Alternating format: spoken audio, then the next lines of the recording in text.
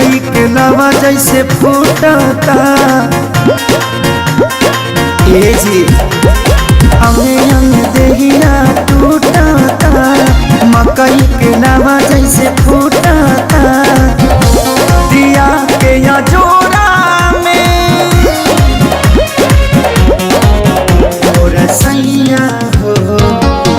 सुतल खली कोरा में और सैया हो सुतल खली कोरा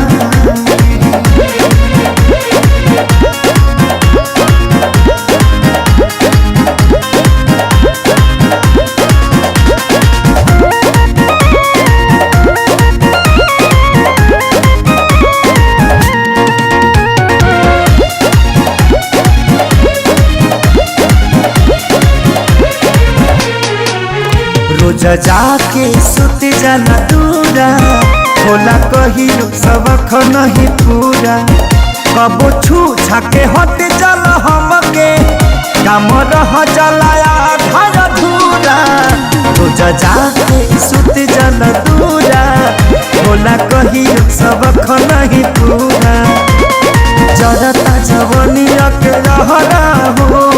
लागता निकल जाई बहरा हो समय नहीं छोड़ा में और सैया हो सुतल खली कोरा में और सैया हो सुतल खली कोरा में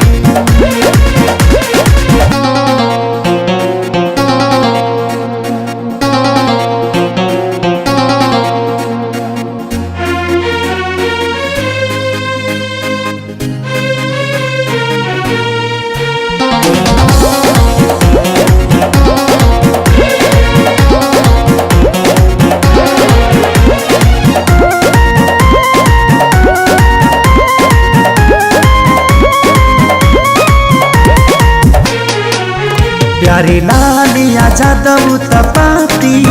तोसे निके बड़े सोनू समझे हाथी तनी देख धनंजय आशीष के बानी घूमे में हर के गाती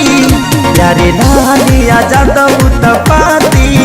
तोसे निके बड़े सोनू समझे हाथी मन कर दी तो के गाड़ी हो सुनी ना ये सही आँखें सारी हो कमी बाबे मोरा में मोरा सैया हो सुतल खली कोरा में मोरा सैया हो सुतल खली कोरा में